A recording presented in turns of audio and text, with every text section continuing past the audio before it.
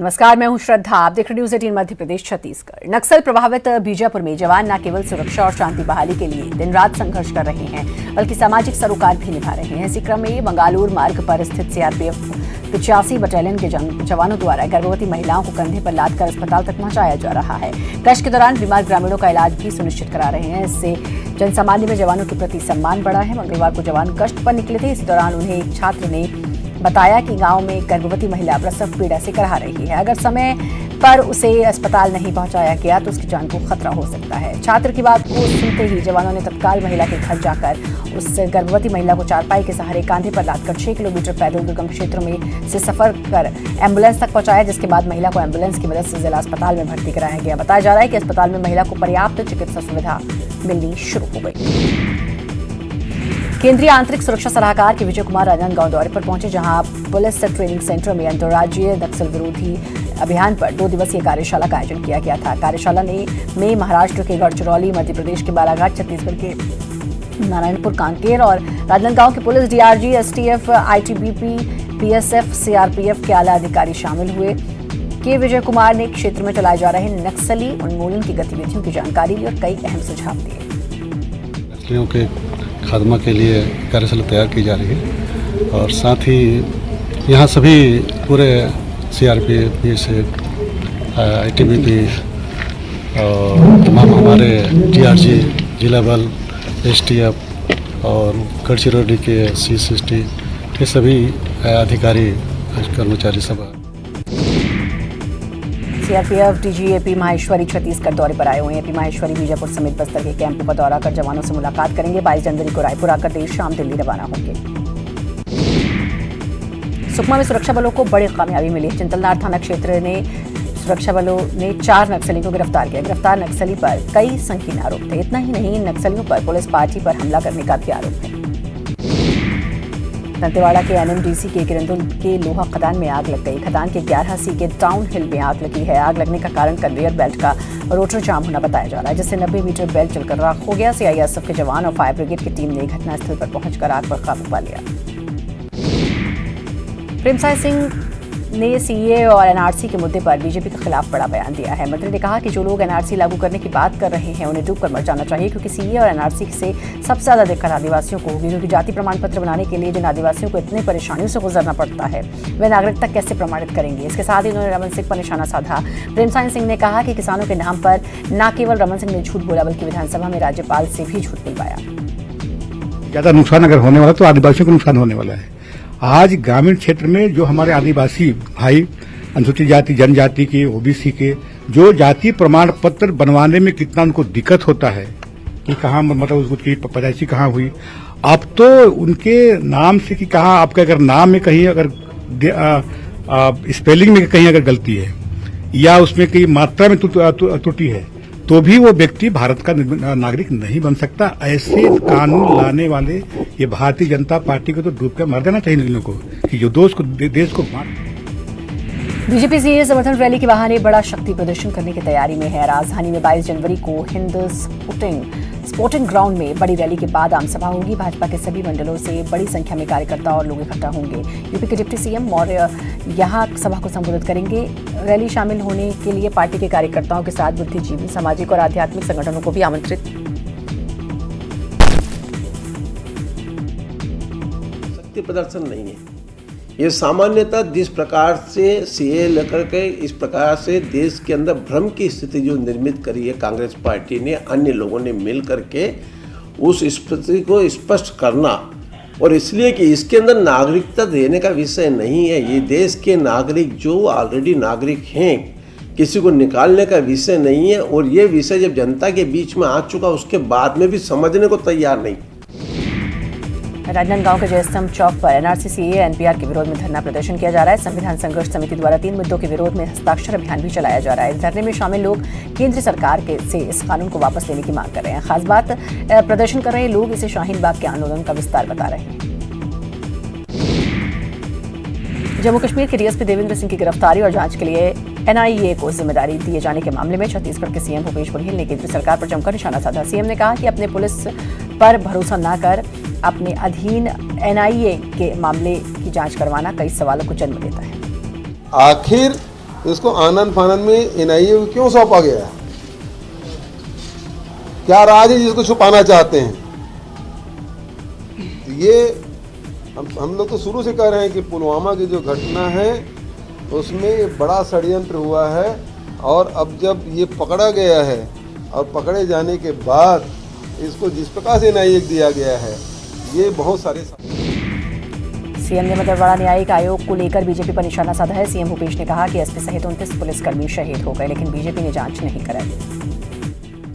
इतनी बड़ी घटना घट गई जिसमें वीके चौबे सहित 29 जवान शहीद हुए और उसकी जांच तक नहीं हुई, और जो लोग कुछ भी नहीं किए उनको गैलेंट्री अवार्ड दे दिया गया। इसको तो देश को बताना चाहिए कि हमारे जवान जो शहीद हुए हैं वो आरडीएक्स से लेकर पहुंचे वो कौन थे। और फिर ये भी उसी समय पकड़ा गया जब प्रधानमंत्री और गृह मंत्री के बीच में मतांतर चल रहा है। सीएए में कुछ कर रहे हैं, एनआरसी में कुछ कर रहे हैं, एनपीआर में कुछ कर रहे हैं। प्रधानमंत्री और गृह मंत्री के बयान अलग अलग हैं। ऐसे समय में उनका पकड़ा जाना, देवेंद्र का पकड़ा जाना, और फिर उसको तत्काल एनआईए भी गृह मंत्रालय का अधीन है और पुलिस भी, जम्मू कश्मीर की पुलिस भी गृह मंत्रालय का अधीन है। ऐसे में अपने पुलिस पर विश्वास नहीं करना, ये तो पुलिस के मनोबल को न केवल हतोत्साहित कर रहा है बल्कि सवाल भी खड़ा हो रहा है कि आखिर इसको आनन फानन में एनआईए को क्यों सौंपा गया है? क्या राज है जिसको छुपाना चाहते हैं? राज्य में बजट पेश होने से पहले सीएम भूपेश बतौर वित्त मंत्री सभी मंत्रियों से उनके विभागों के प्रस्तावों पर विस्तार से चर्चा कर रहे हैं। इससे पहले दिन मंत्री रविंद्र चौबे के विभाग के प्रस्ताव पर चर्चा के बाद मंगलवार को मंत्री प्रेमसाय सिंह टेकाम के विभागों पर विस्तार से चर्चा की गई। विभागीय चर्चा को लेकर सीएम ने कहा कि सभी मंत्रियों से चर्चा जारी है, आमजनों से भी राय ली जाएगी, उसके बाद बजट पेश किया जाएगा। मंत्रियों के साथ बैठक होगी और उसके बाद फिर विभिन्न वर्ग के लोगों से भी चर्चा होगी, और हमने सुझाव मांगा पूरे राज्य भर से लोगों से, आप कोई सुझाव हो तो दीजिए। तो राज्य बजट प्रस्ताव पर सीएम भूपेश बघेल अन्य मंत्रियों से चर्चा का क्रम जारी है। मंगलवार को सीएम ने आला अधिकारियों के साथ मंत्री प्रेमसाय सिंह टेकाम के विभागों के प्रस्तावों पर चर्चा की। सीएम के साथ हुए बैठक के बाद मंत्री टेकाम ने बताया कि धान खरीदी, गुणवत्ता युक्त शिक्षा, आदिवासी विकास सहित विभाग के तमाम मसलों पर चर्चा विस्तार से हुई। सभी से चर्चा के बाद सरकार द्वारा बजट तैयार किया जाएगा। धान खरीदी भी महत्वपूर्ण है, और धान खरीदी कैसे किया जाए उसकी, क्योंकि भारत सरकार उसमें दे नहीं रही है, तो उसमें किस ढंग से उसकी व्यवस्था किया जाए, चर्चा इसमें भी हुई। बाकी बजट में जो आंतरिक चर्चा होती है, स्कूलों का सुदृढ़ीकरण करने के लिए, गुणवत्तापूर्ण पढ़ाई हो, छात्रावास सुदृढ़ बने, अच्छे स्कूल का संचालन ठीक ढंग से हो, ये सारी चीज़ें की चर्चा आज वहाँ पर हुई। मुख्यमंत्री भूपेश बघेल ने राज्य के आम लोगों से बजट पर सलाह मांगी है। इस पर पूर्व मंत्री राजेश मूणत ने मुख्यमंत्री भूपेश बघेल पर तंज कसा। उन्होंने कहा कि राज्य सरकार आम जनता को झुंझुना पकड़ाने का काम कर रही है। उन्होंने कहा कि बजट पर जब सरकार सब तय कर चुकी है, अंतिम रणनीति पर मंत्रियों के साथ बैठक कर रही है, तब आम आदमी से सलाह मांग रही है कि उनको पूर्ण कर लो, और जब उसके लिए तुम्हारे पास पैसा नहीं बचा है, उसके लिए पूर्ण नहीं कर पा रहे हो, तो जनता को दिग्भ्रमित मत करिए। आपने जनता से कहा है कि आप मेरे को सुझाव दीजिए, उस सुझाव के आधार पर हम बजट बनाएंगे। तो सुझाव लेना था सितंबर अक्टूबर में लेना था, नवंबर में लेना था। अलग अलग समाज के लोगों की मीटिंग बुला करके चर्चा करते कि वो क्या है। पूर्व मुख्यमंत्री डॉक्टर रमन सिंह ने बजट पर लगातार हो रहे सरकार के मंथन पर कहा कि 13 महीने हो रहे हैं, सरकार कुछ तो करे। तो हो, अभी तक तो जीरो रहा है, पूरे विकास में पिछड़ते जा रहे हैं। डेवलपमेंट के लिए, काम के लिए कुछ पैसा तो लाएं, सड़क पुलिया, स्कूल, अस्पताल, कुछ ऐसे काम तो करें। 13 महीने में तो। किसानों को राज्य सरकार द्वारा धान के घोषित समर्थन के अंतर की राशि देने के लिए अब मंत्रिमंडलीय उप समिति के सदस्य किसानों से चर्चा करेंगे। मामले की जानकारी देते हुए सीएम ने कहा कि मंत्री धान खरीदी केंद्र पर जाएंगे और किसानों से चर्चा करेंगे। आपको बता दें कि राज्य सरकार ने 2500 रुपये समर्थन मूल्य देने का ऐलान किया है और अंतर की राशि देने के लिए मंत्रिमंडलीय उप समिति का गठन किया है। इसकी रिपोर्ट पर किसानों को अंतर की राशि दी जाएगी। मंत्रीगण जा रहे हैं वो इसलिए जा रहे हैं कि जो हमको अतिरिक्त राशि जो देना है, भारत सरकार ने जो रोक लगाई, यदि आप बोनस देंगे तो आपको चावल नहीं खरीदेंगे, तो समर्थन मूल्य हमने खरीदा, अब जो अंतर की राशि है उसे किस प्रकार से दें, किसानों से। अजीत जोगी की ओर से अंतिम बहस के लिए 28 जनवरी को हाईकोर्ट से समय मांगा गया है। अब 28 जनवरी को जोगी की ओर से अंतिम बहस शुरू होगी। अजीत जोगी को हाई पावर कमेटी ने आदिवासी नहीं मानते हुए उनके जाति प्रमाण पत्र को निरस्त कर दिया है। अजीत जोगी ने हाई पावर कमेटी की रिपोर्ट में 300 पेजेस गायब होने की बात कोर्ट को बताई थी। जगदलपुर नगर निगम में नई सरकार ने अपना कार्यभार ग्रहण कर लिया है, लेकिन निगम का जो हाल है उसे देखकर नहीं लगता कि आने वाले दिनों में कोई हंगामा होगा। दरअसल निगम का खजाना पूरी तरह से खाली है। निगम की जिम्मेदारी संभालने वालों में अभी तक कोई प्लानिंग नहीं की है। ऐसे में अब विपक्ष ये आशंका जता रहा है कि आने वाले दिनों में निगम की स्थिति काफी खराब होने वाली है। हालात तो ये होने वाले हैं कि निगम में काम करने वाले कर्मचारियों को वेतन देना भी मुश्किल हो। पंडित सुंदरलाल शर्मा ओपन यूनिवर्सिटी के दीक्षांत समारोह में राज्यपाल अनुसुईया उइके और सीएम भूपेश बघेल शामिल हुए। दोनों ने छात्रों को डिग्रियां बांटी, हौसला बढ़ाया। महासमुंद के सरायपाली में पुलिस ने अवैध शराब का परिवहन करते हेड कांस्टेबल वृंदानंद भोई को गिरफ्तार किया है। आरोपी कांस्टेबल के पास से 50 लीटर महुआ शराब और स्कॉर्पियो वाहन जब्त किया गया। कांस्टेबल के खिलाफ मामला दर्ज कर लिया गया। एसपी ने बताया कि आरोपी ओडिशा से शराब का अवैध परिवहन कर प्रेतंठी ला रहा था। धमतरी में पोटियादी में बाघ आने की खबर से इलाके में दहशत फैली हुई है। दरअसल सोमवार की रात गांव में एक बछड़े की लाश मिली। जिस हालत में मिली उसे देखकर साफ था कि किसी जानवर ने उसका शिकार किया। इलाके में बाघ की मौजूदगी की खबर आग की तरह फैल गई, जिसके बाद इलाके में दहशत फैल गई। बाद में वन विभाग की टीम पहुंची और आसपास पंजों के निशान पाए गए, लेकिन वो बाघ के नहीं बल्कि किसी छोटे जंगली जानवर के हैं। जिस किसान के बछड़े को जानवर ने शिकार बनाया, उसके मुताबिक जानवर ने इससे पहले भी कई जानवरों को अपना शिकार बनाया। वन विभाग का अनुमान है कि जानवर तेंदुआ है या लकड़बग्गा हो सकता है, जो शिकार की तलाश में जंगल से गाँव की तरफ आया होगा। 12 बजे रात में हरे तो तुमन बचाए बर नहीं है भैया आधा तक हम उठे रात में, तब वहाँ चिल्लाते पड़े, तब हम उठ के मना एक से पहले गाँव जानवर मारे पेड़ों में जानवर मरे। पगमार देखने से ऐसा लगा कि वो बड़ा जानवर नहीं है, मतलब है जंगली जानवर। हो सकता है कि वो लकड़बग्घा हो या तेंदुआ हो। टाइगर के साइन जो है उसका जो पगमार के जो पंजे का निशान बड़ा होता है।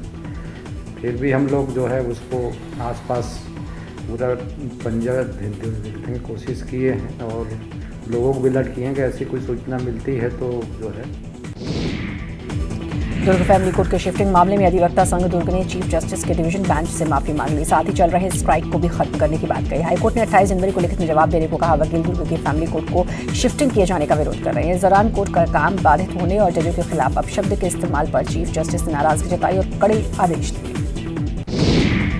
कोरबा में पुलिस ने लकी ड्रॉ का झांसा देकर 8 लाख की ठगी करने वाले 2 आरोपियों को गिरफ्तार किया है। आरोपियों ने स्नैपडील कंपनी के नाम से पीड़ित को 10 लाख की कार जीतने का झांसा देकर 8 लाख की ठगी कर ली।